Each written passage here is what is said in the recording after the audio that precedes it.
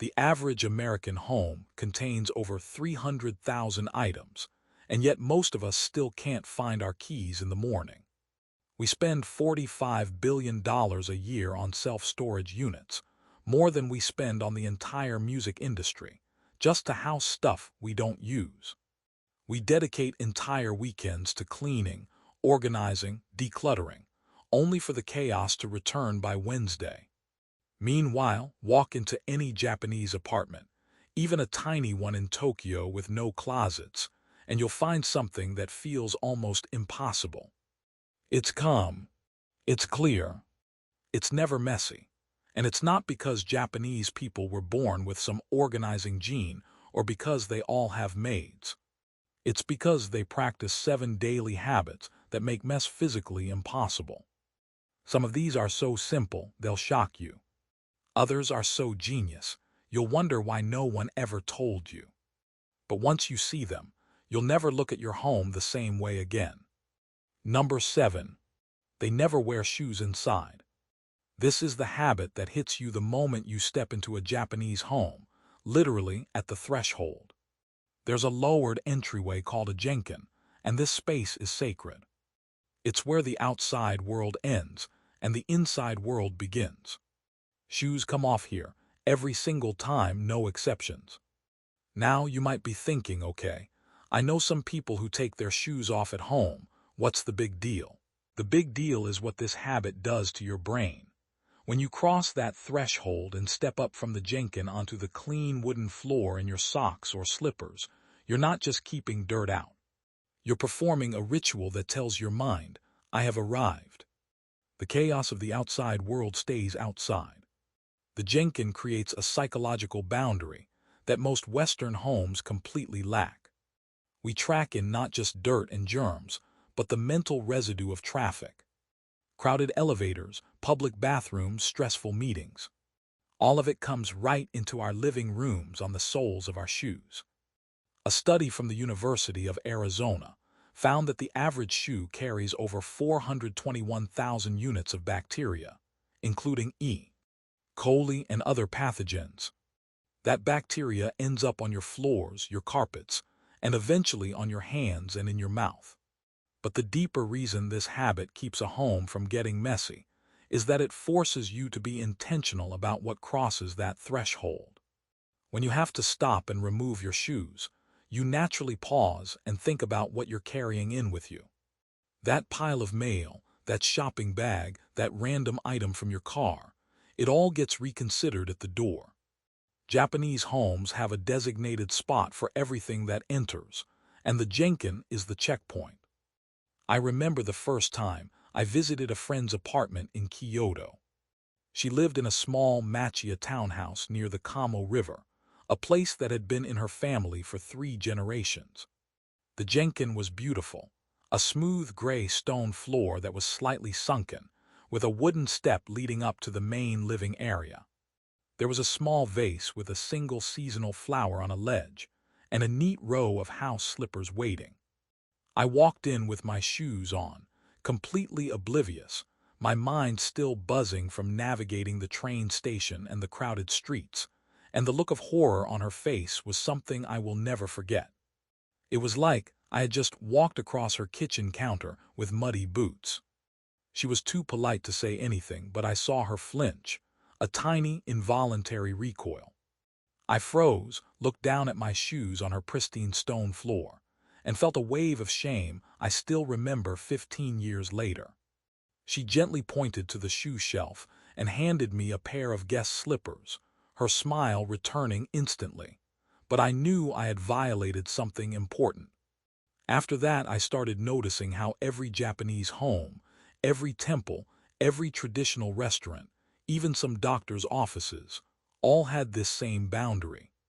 At a ryokan inn I stayed at in Hakone, the attendant actually wiped the wheels of my suitcase with a damp cloth before allowing it into the lobby. The outside was not allowed in, period. When I returned to America, I started doing it in my own apartment. I didn't have a sunken genkin, but I put a small wooden bench by the door and a woven basket for shoes. I bought a pair of simple indoor slippers, nothing fancy, just something that signaled to my feet that I was home.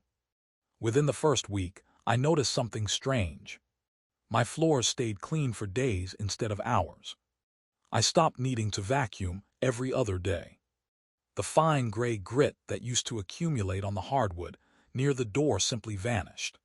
But more than that, I felt a sense of relief every time I came home. The act of sitting on that bench, untying my shoes, sliding my feet into the soft slippers, it became a signal to my nervous system that I could finally relax. The day was over.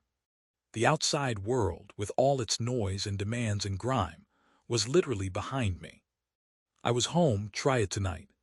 Put a shoe rack or a simple mat by your front door and make a rule. Shoes come off, no exceptions. Buy a pair of inexpensive indoor slippers if you want the full experience. Watch what happens to your floors and to your mind. Number 6. Every single item has a home and it returns there before bed. In Japanese, there's a phrase, katazuke, which roughly translates to tidying up, but it means something much deeper than the English word. Katazuke is not a chore you do once a week. It's a constant, almost unconscious process of returning things to where they belong. In a Japanese home, nothing is left floating. The remote control has a specific spot on a specific tray on a specific shelf. The scissors have a drawer. The mail has a basket. The keys have a hook, and here's the critical part. Before anyone goes to sleep, every single item that was used that day is returned to its home. This is not a marathon cleaning session. It takes maybe 10 minutes, often less, because nothing has been allowed to accumulate. The children are taught to do this from the time they can walk. In Japanese schools, students clean their own classrooms every day. They sweep, they wipe desks, they scrub the floors. This is not punishment, it's training for life. The habit becomes so ingrained that it feels wrong, almost physically uncomfortable, to leave something out of place. I've watched a Japanese 5-year-old automatically pick up a cushion from the floor and place it back on the sofa without being asked. The child wasn't cleaning. The child was just completing the natural cycle of use and return that they had absorbed since birth. Compare this to the typical American evening.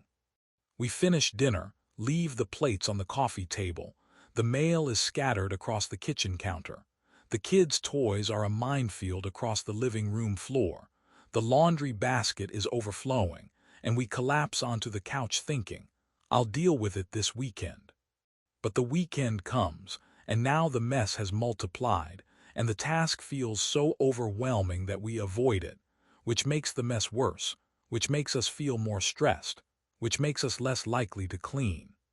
It's a cycle that Japanese homes simply never enter.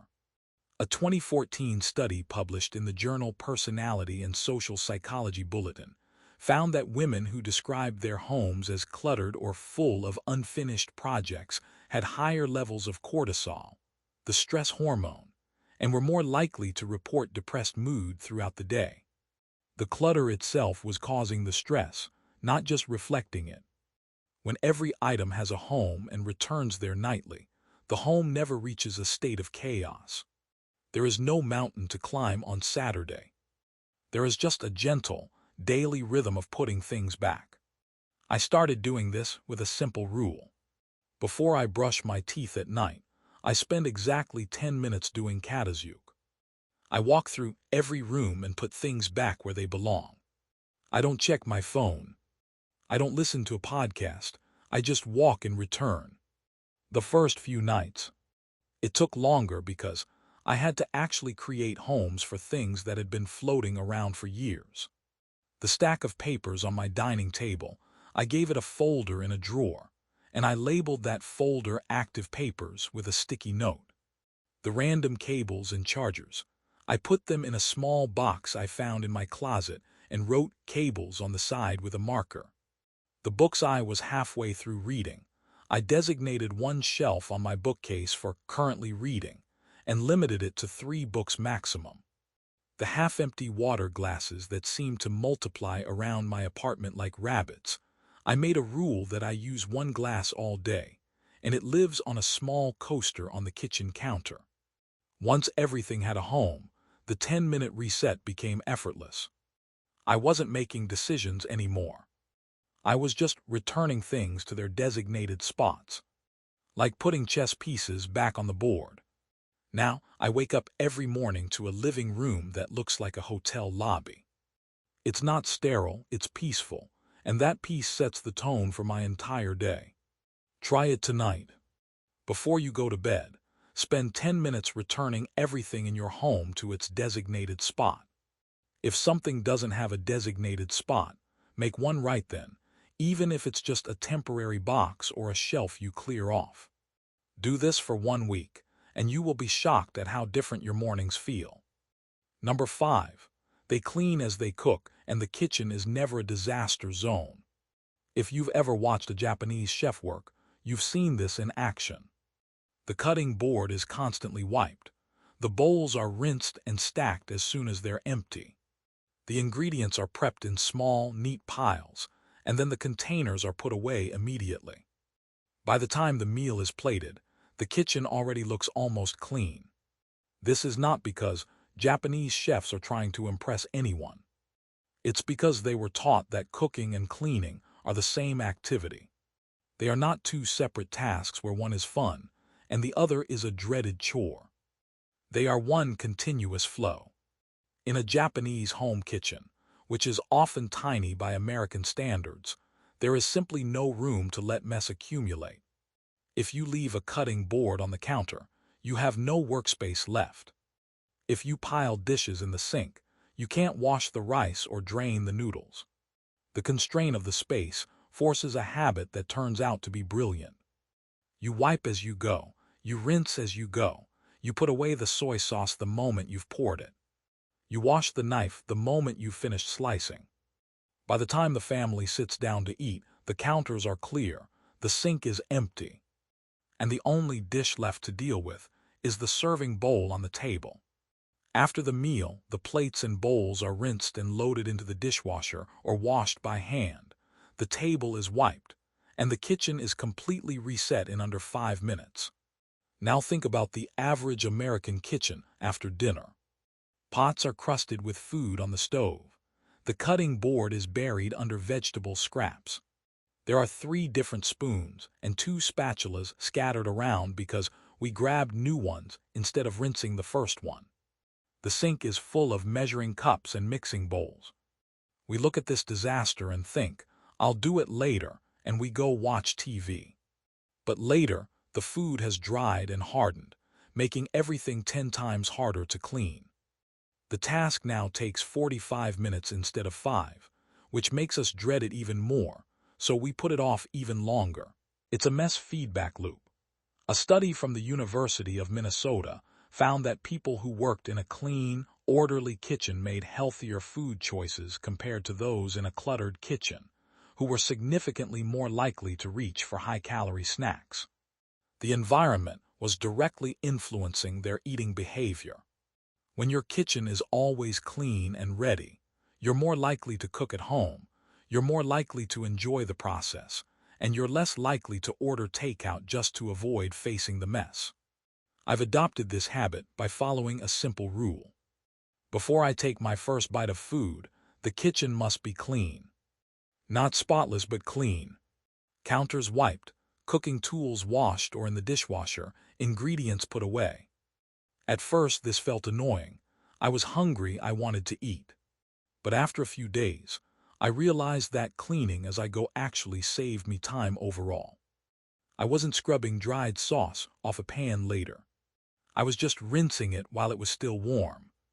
And the feeling of sitting down to a meal with a clean kitchen behind me. That feeling is a kind of luxury I never knew I was missing.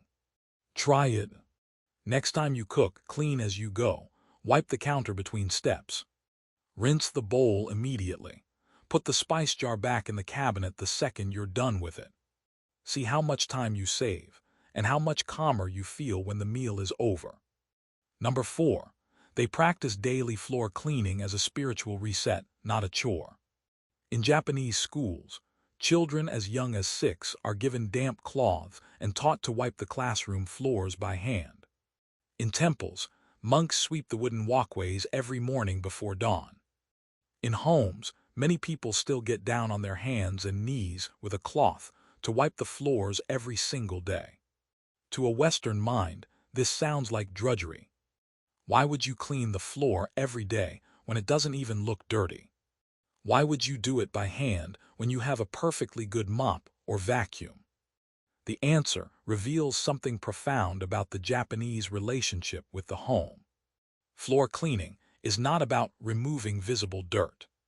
It's about seeing your home. When you're on your hands and knees, your perspective changes completely. You notice the dust collecting in the corner you always walk past. You see the small scratch on the baseboard. You find the lost earring, the stray coin, the small toy that rolled under the couch. You are literally face to face with your home in a way that standing upright never allows. This daily practice means that nothing is ever allowed to accumulate. There is no spring cleaning in a Japanese home because there is no buildup that requires a spring cleaning. The floor is wiped every day, so it never gets dirty enough to require a deep scrub. The corners are checked every day, so they never become storage zones for forgotten items. The act of cleaning becomes a form of mindfulness, almost a moving meditation. It's quiet, it's repetitive, it's grounding. You're not listening to a podcast or rushing through it. You're just there with your home, noticing it, caring for it. I tried this for a month, and I won't lie, the first week I resented it. I have a busy schedule, and the idea of spending 15 minutes every evening wiping my floors seemed like a waste of precious time. But I committed to it. I bought a simple flat cloth, the kind used in Japanese homes. A rectangular microfiber thing with a slightly rough texture that grabs dust instead of pushing it around. Every evening after my 10-minute Katazuke reset, I got down and wiped the floors in my main living areas. I started in the far corner of the bedroom and worked my way backward toward the door, so I wouldn't step on the clean floor. The first night, the cloth was gray with dust. I was horrified. I had vacuumed 2 days earlier. The second night, the cloth was slightly less gray. By the fourth night, it was barely dirty at all. And by the second week, something shifted. I started looking forward to it. It became the quietest, calmest part of my day. No phone, no screens, no noise. Just me and the floor. I noticed things I had been walking past for months. A scuff mark I could touch up with a wood marker. A loose floorboard I could fix with a single nail. A corner where dust was collecting because of an air vent I needed to adjust. My home felt more mine because I was actually paying attention to it. And the floor itself, it never got dirty. I mean, it literally never got dirty. After the first week, the daily wipe took 5 minutes because there was nothing to clean. I was just maintaining a surface that was already pristine. One honest caution here. If you have back or knee issues, this habit needs modification. You don't need to be on your hands and knees. The spirit of the practice is not physical suffering, it's close attention. Use a flat mop with a removable cloth. Use a Swiffer if that's what you have. The key is that you're down at floor level, seeing what the floor sees, not standing upright with a vacuum wand. Try it for 1 week. Get down on your hands and knees with a damp cloth and wipe your floors every evening. Don't listen to anything, just be there. See what you notice about your home that you've been missing. Number 3, they own less and they treat what they own with reverence. The average Japanese home contains a fraction of the items found in an American home of the same size. This is partly due to space constraints. Tokyo apartments are famously small, but it's also a cultural value. There is a concept called motenai, which expresses a sense of regret over waste, a feeling that something is too good to be discarded carelessly. This is not about minimalism as an aesthetic trend. It's a deep-seated belief that objects have value and should be respected, which paradoxically leads to owning fewer of them. When you believe that every object deserves to be used and appreciated, you don't accumulate things you don't need. You don't buy a third spatula because it was on sale. You don't keep a closet full of clothes you haven't worn in 3 years. You don't have a junk drawer crammed with broken pens and old batteries and mystery cords. Each item in your home is there because it serves a purpose and is used regularly. In Japan, there is also a tradition of annual house cleaning called asoji, typically done at the end of December. This is not the chaotic, stressed-out spring cleaning we know in America. It's a thorough, intentional clearing out of everything that has accumulated over the year. Items that are no longer used are repaired, donated, or respectfully disposed of, sometimes with a small ritual of thanks for their service. It sounds foreign to Western ears, thanking a teapot for its years of use before letting it go, but this practice changes your relationship with stuff. You stop buying impulsively because you know that bringing something into your home means committing to care for it.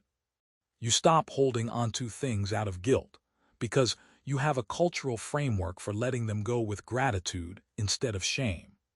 The result is a home that is not cluttered. There are no stacks of magazines you might read someday. No kitchen gadgets still in their original packaging. No closet so stuffed you can't close the door. Every drawer opens smoothly. Every shelf has breathing room. Every surface is clear because there are simply fewer things demanding surface space. This is not an expensive lifestyle. It's actually cheaper because you buy less. It's not time-consuming. It saves time because you never waste 10 minutes looking for something buried under a pile of things you forgot you owned. I experienced this firsthand when I moved from a 2-bedroom American apartment to a small studio in Osaka for a 6-month stay. I brought 2 suitcases and nothing else. The apartment was maybe 250 square feet. It had a tiny kitchen, a bathroom with a deep soaking tub, and one main room with tatami mats and a closet with sliding paper doors. For the first week, I felt naked. I was so used to being surrounded by my stuff, my books, my collection of mugs, my basket of throw blankets, my closet of options. I kept reaching for things that weren't there. I wanted my third coffee mug, the blue one with the chip in the handle, and it was in a storage unit 6,000 miles away. But by the second week, I felt something I had never felt in my American home. I felt light. I could clean the entire apartment in 15 minutes. I always knew where everything was because there was nothing to lose things behind. I stopped losing my keys, my phone, my wallet because there were only 3 surfaces in the entire apartment where they could possibly be. The low table by the window, the small shelf by the door, and the kitchen counter. That was it. When I returned to America, I went to my storage unit, opened the door, and looked at the towers of boxes I had been paying $160 a month to preserve. I realized I hadn't missed a single item in 6 months. Not one. The books I thought I would reread, the kitchen gadgets I thought I needed, the sentimental items I thought I couldn't live without. I hadn't thought about any of them. I donated or sold almost everything. Now my home has what I need and almost nothing else. The peace of that is impossible to describe. Try it. This weekend, open one closet and take out everything you haven't used in a year. Don't just reorganize it, remove it, donate it, sell it, give it away. Then notice how that closet feels. Notice how you feel when you open it. Number 2, they use vertical space and hidden storage like it's a national sport. Walk into a traditional Japanese home and you'll notice something strange. Where is all their stuff? The answer is that it's hidden in plain sight, built into the very architecture of the home. Deep closets with sliding doors that blend into the walls. Underfloor storage compartments. Staircases with drawers built into each step. Beds that fold up into cabinets during the day. The futon, the traditional Japanese bedding, is not left on the floor like a permanent mattress. It's folded up every morning and stored in a closet, and the room that was a bedroom becomes a living room, a dining room, a playroom. One room serves 3 or 4 functions, because the items for each function appear when needed and disappear when not. This is a fundamentally different approach to storage than what we do in the West. We buy storage furniture. We buy bookshelves and entertainment centers and storage ottomans and closet organizers and plastic bins and shelving units. We display our storage. We make it part of the decor. But in a Japanese home, storage is invisible. It's built into the walls, the floors, the furniture itself. This does something powerful to the visual field. When you walk into a room and see no clutter, no bins, no shelves packed with things, your brain registers the space as calm and orderly. Even if behind those sliding doors there is a closet packed with precisely organized items, your eyes don't see it, so your mind doesn't process it as clutter. The vertical dimension is also used relentlessly. Japanese homes are often small in square footage, but have relatively high ceilings compared to older Western homes. Shelves go all the way to the ceiling. Cabinets are mounted high on walls. Items that are used less frequently, seasonal decorations, spare bedding, special occasion dishes, are stored up high, while everyday items are at arm's reach. Nothing is stored on the floor. In many Japanese homes, the floor is completely clear of objects. No stacks of books, no baskets of laundry, no shoes kicked off in the corner.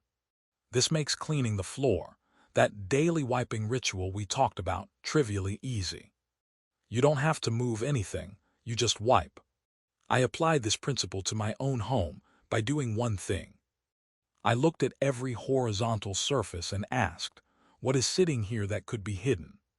The pile of remote controls on the coffee table went into a small box inside the coffee table drawer.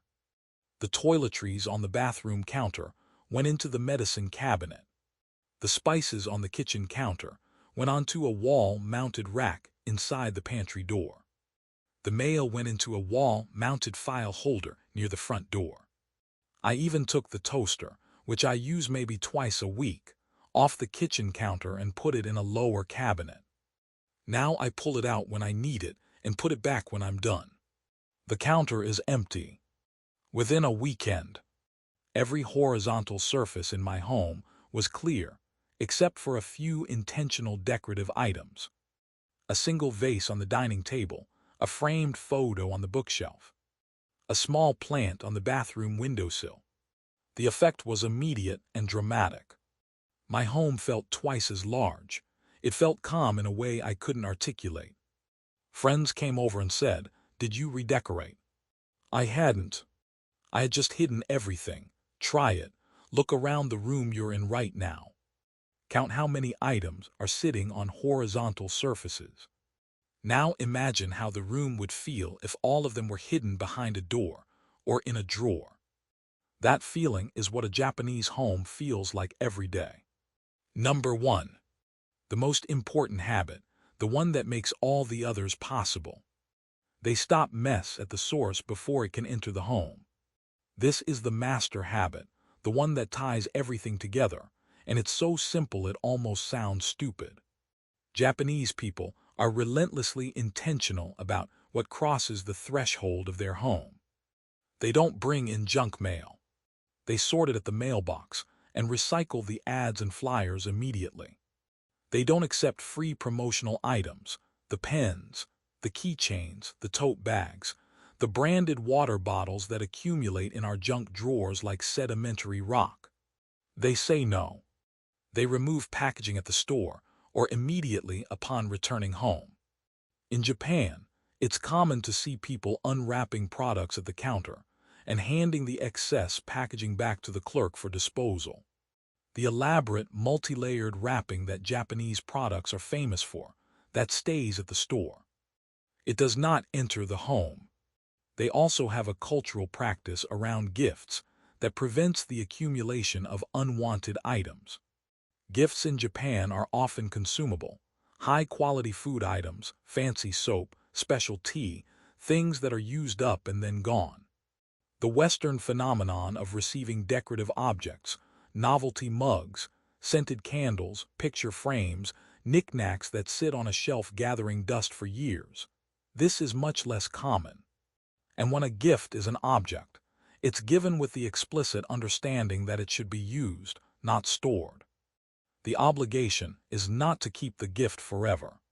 The obligation is to appreciate it and use it well.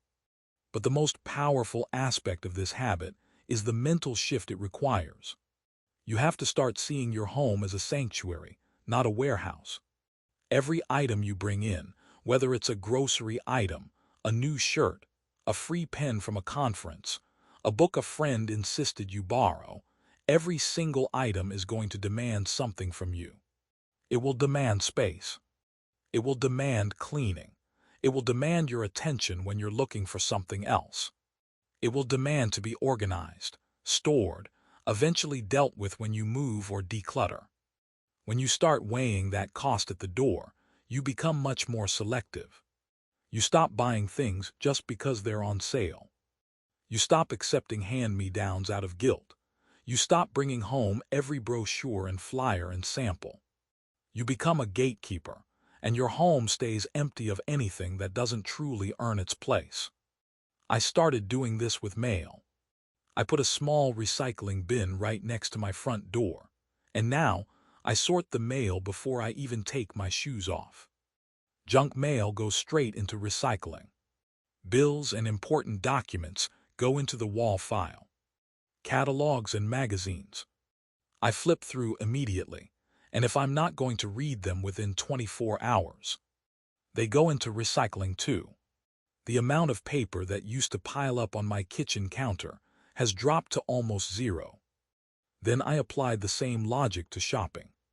Before I buy anything, I ask myself, where will this live? If I can't immediately picture the exact spot it will go, I don't buy it. This single question has saved me thousands of dollars and prevented countless items from becoming future clutter. I was at a home goods store last month and saw a beautiful ceramic fruit bowl on clearance. It was gorgeous, hand-glazed, the exact shade of blue I love. It was $12. I picked it up and carried it around the store for 10 minutes, and then I asked myself the question, where will this live? My kitchen counter already had a fruit bowl. My dining table had nothing on it, but I didn't want a permanent fruit bowl there. There was no shelf space. There was no logical home for this beautiful $12 bowl. So I put it back. The old me would have bought it and figured it out later, and that bowl would have ended up in a cabinet, forgotten, taking up space that could have been empty. The new me walked out with nothing and felt genuinely good about it. Try it. Put a recycling bin by your front door. For 1 week, sort everything before it enters your home. Junk mail, packaging freebies, anything you don't absolutely need, stop it at the door. Notice how much less stuff accumulates on your counters and tables. Notice how much lighter your home feels. These 7 habits are not complicated. They don't require expensive organizing systems or a complete personality transplant. They require a shift in how you see your home. Not as a container for your stuff, but as a living space that deserves daily care and attention. Shoes off at the door. Everything returned to its home before bed. Clean as you cook. Wipe the floors daily. Own less and treasure what you own. Hide what you can. Stop mess at the source. Pick one habit and start tonight. Not tomorrow, not when you have more time, not when you've bought the right supplies. Tonight. Take your shoes off at the door and leave them there.